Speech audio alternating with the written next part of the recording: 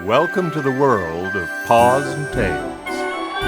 Wild Mountain can be a pretty dangerous place. You stay on the trails and stick with me. There's adventures to be had there too.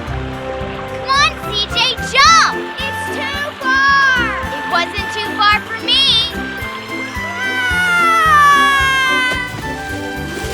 Insight for Living is proud to present Paws and Tails.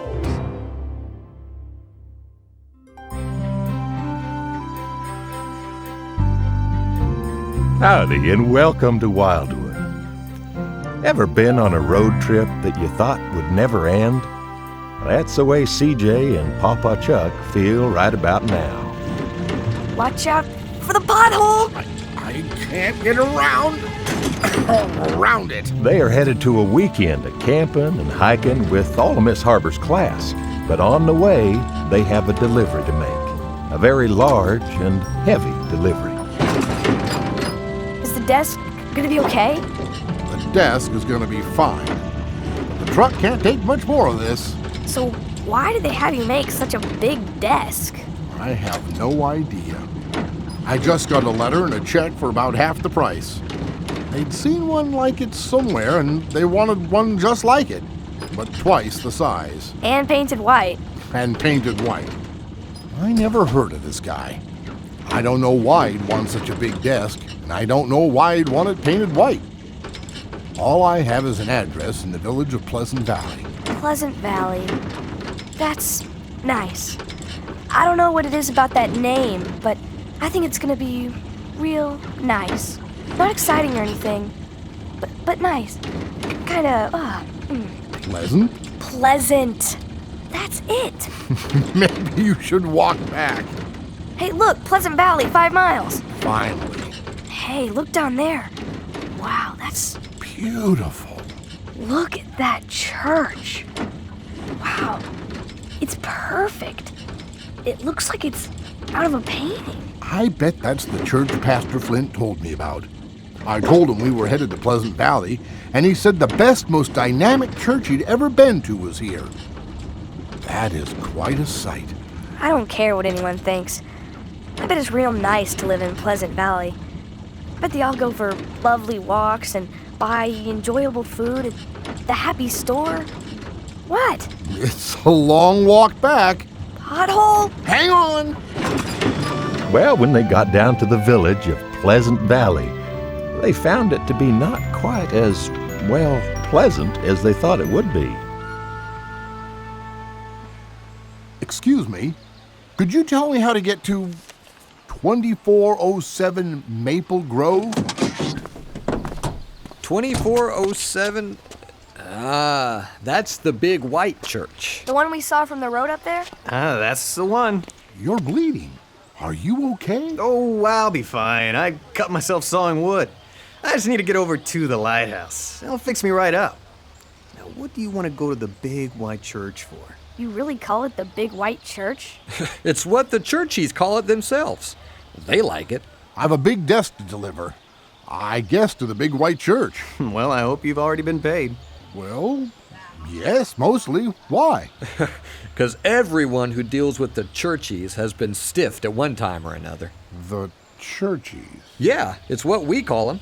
They wear these white robes and almost talk in another language.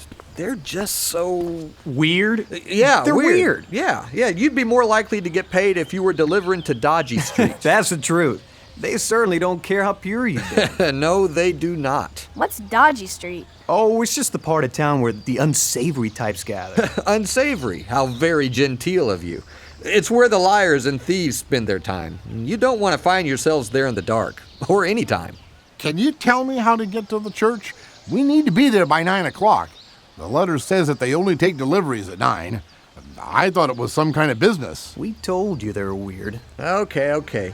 You just go down the street there a bit till you... So Papa Chuck, CJ, and the big white desk all headed to the big white church in the middle of town. Those guys sure didn't seem to think much of Pastor Flint's favorite church. Well, that's for sure. Maybe it's just them. The whole town can't think that way about the church. What is that? Wow. That's a big wall. This is the entrance to the church? It looks like a castle wall. A real white, tall castle wall. Well, let's go. See if they're home.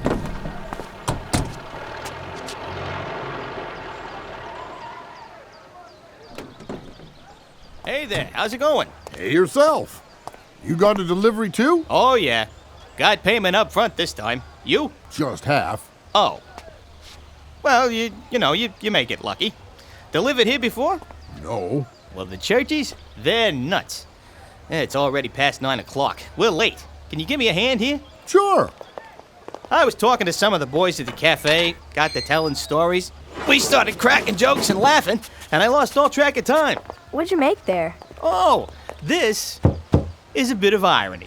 They asked me to make them a 12-foot-long welcome visitor sign. Why is it a bit of irony? As they stood looking at the huge, white, drawbridge-sized gate, they heard someone rattling around on the other side attempting to open a normal-sized door within the huge gate. The top half of that door swung open, and a wolf wearing a white robe poked his head out to see who had knocked. Announce thyself. It's old Tom. I have the welcome sign. Thy tardiness is extreme. Oh, I know I'm late, but I was having a sweet session of prayer, and I lost track of time. But you just said Hey, son, how about you stay quiet there and help me with the back end of this sign? Very well. While the door's ajar, pass it through. Oh, good. In fact, I'll just carry it in for you. Thou will remain where thou art. I'm just messing with you. Here it comes. Got it? Got it, sir. Got it, sir. Close the door. Door closed. Nice doing business with you. Good luck there. Yeah, thanks. Announce thyself. I have a delivery. A desk? Dost thou? If you just open the gate or drawbridge or whatever you call it, I'll drive it in. Thou wilt not drive it in. The desk is too big to get in through the door. You need to open the gate.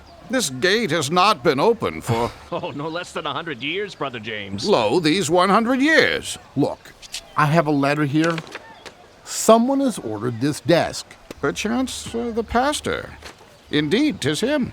Well then, let me talk it over with him so we can get this delivered, so I can get the rest of my payment. None but the brethren of our church or those desiring to join us pass these gates. Why would anyone want to? I was asked to build a desk. I did. I was asked to deliver the desk. I have. Now I need you to take it and pay me for my work. Driving it in wouldst be the best course of action. I would have to agree. However, it is plain to see that thou art neither humble enough nor pure enough to enter yourself. I can't come into your church because I'm not pure enough? 'Tis plain for all to see. Unbelievable!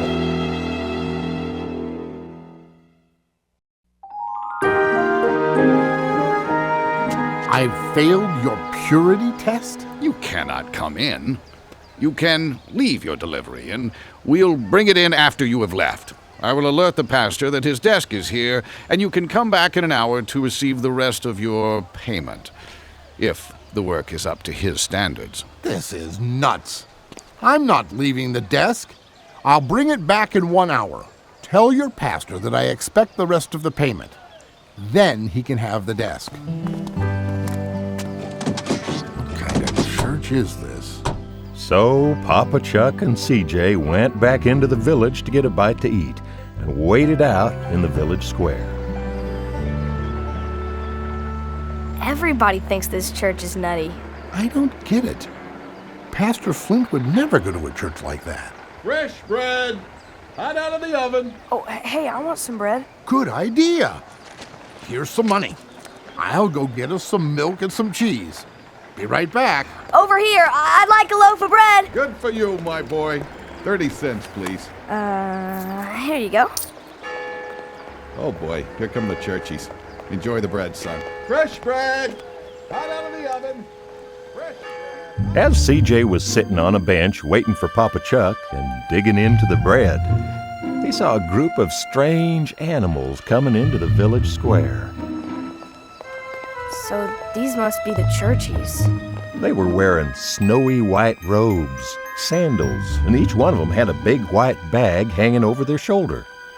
CJ watched the Churchies move around the village square attempting to talk to folks. Without exception, the villagers ignored them, acted like they were invisible, or worse, they treated them rudely and with contempt. Get out of the way, Churchy. Some of us have to make a living. The Churchies took it all in stride, as if they'd expected to be treated this way from the beginning.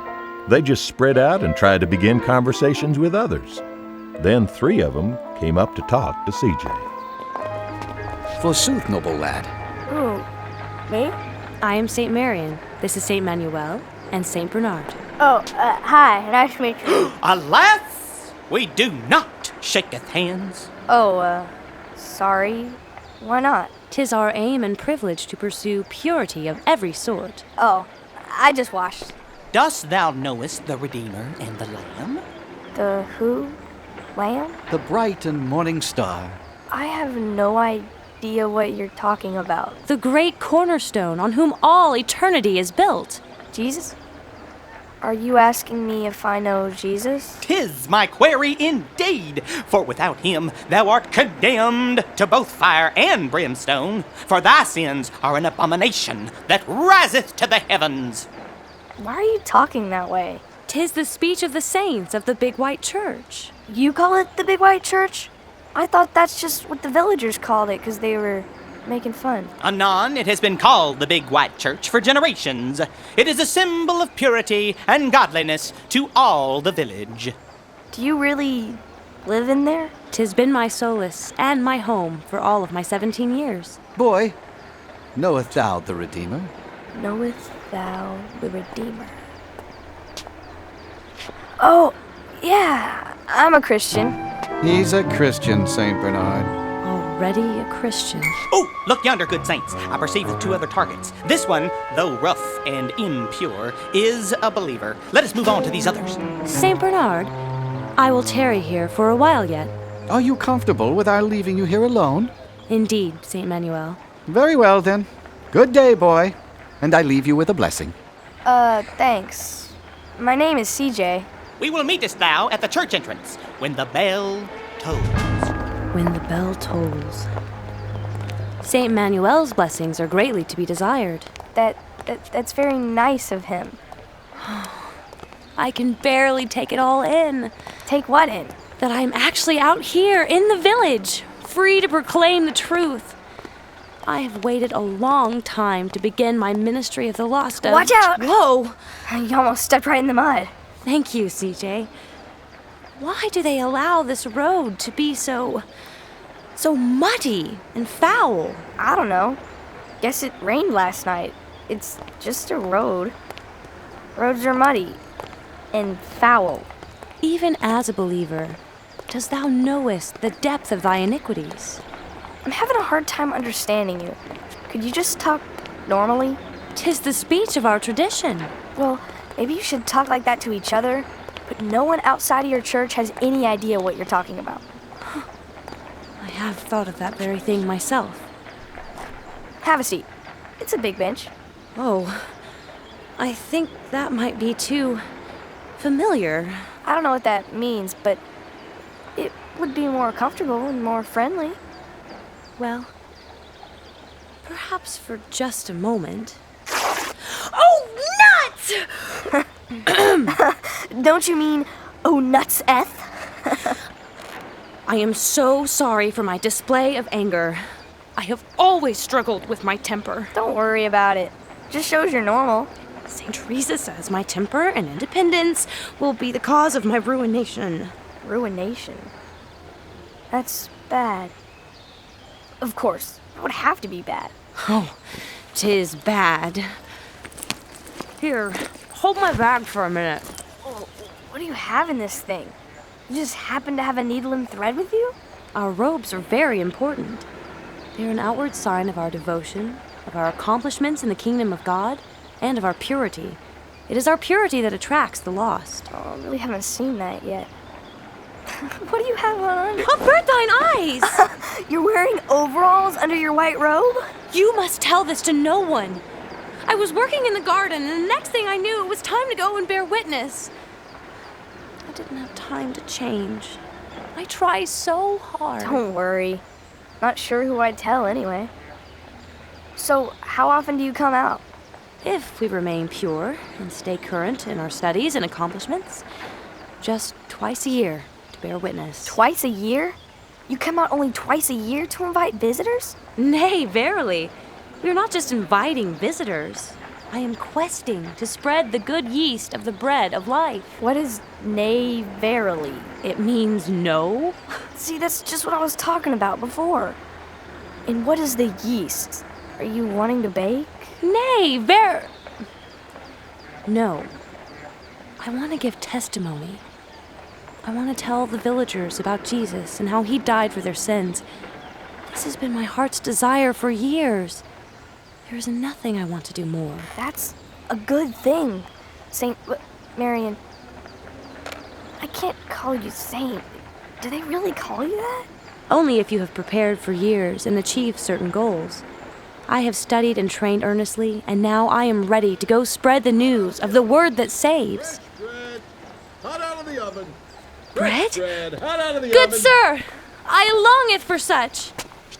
You what'eth? She wants to buy some bread. Sorry. How much, sir? Oh, nuts! My bag. Let me help. Wow, look at all the stuff in your bag.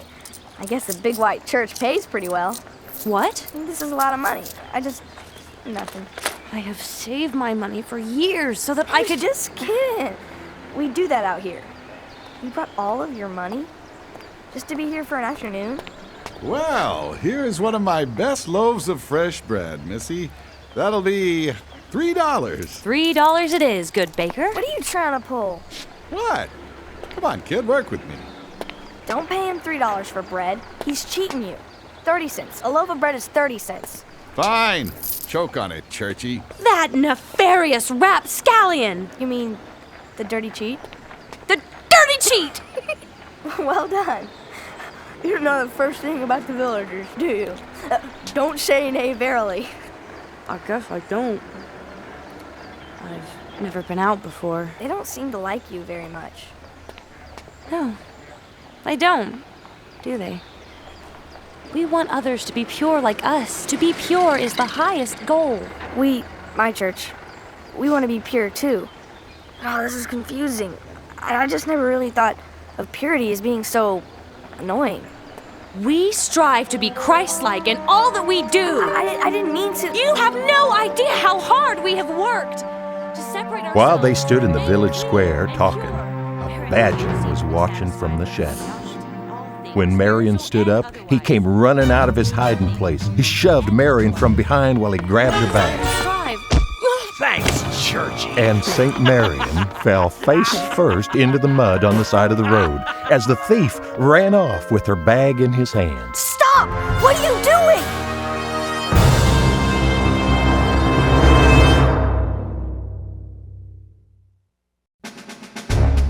While Marion was still pushing up out of the mud, another animal, a large timber wolf, sprang out swinging a staff over his head. In one graceful motion, he swung one end of that staff behind the legs of the would-be thief, knocking him to the ground. With the other end, he hooked the shoulder strap of the stolen bag, and he held it up like a prized fish on a pole. Whoa! Did you see that? What was that? As Marion wiped the mud from her eyes, the only thing she saw was a timber wolf holding her bag on the end of a stick. You black-hearted beast! Give me my bag! No, Marion, he's not the one. Give me my bag or I will tear you to pieces! Marion, he's the one who got... Give me my bag! Here's your bag.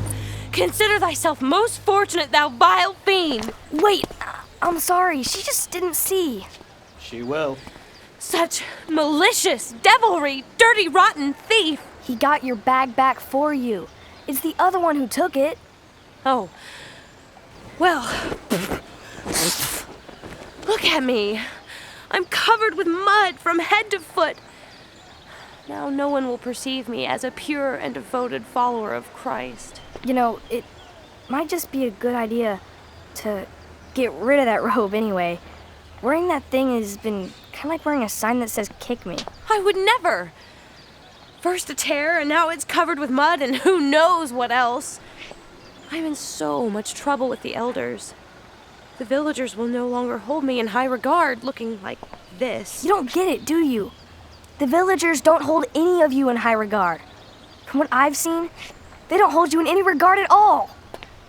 Look, I'm not an expert here, but if you want to tell the villagers about Jesus, you need to know what they like and don't like, and what they think about things, what they need. They needeth the Redeemer in their hearts. They do need Jesus. That's true. But they don't know what a Redeemer is. I have a feeling you know a bunch about the Bible. But do you know that the villagers mostly think you're all nuts? They don't like you. They don't like your church. I don't think they want to listen to anything you have to say. You offend me, sir.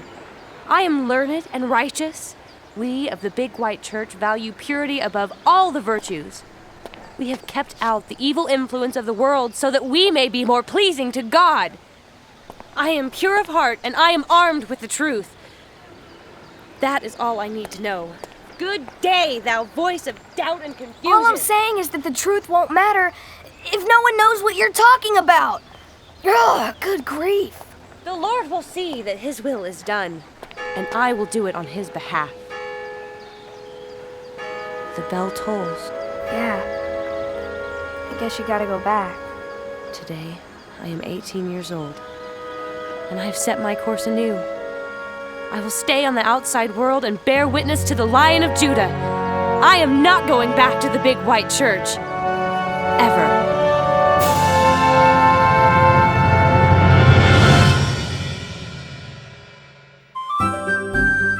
To order a copy of today's program, The Problem with Purity, Part 1, just log on to pawsandtails.org. The Problem with Purity, Part 1, was written and directed by David Carl. The song Crazy Eights was written by Sandy Howell and Shelley Spady. Music was by Tim Hosman, and our sound designer was Jerry Swafford. Paws and Tails is an Insight for Living production. I once believed that I should be more proper than the rest. Formalities and boundaries, I thought they were God's best. I'd go about spouting things like thee and thou and the worst. But my attitude and all those words, they were really for the birds. 'Cause God's love didn't show west.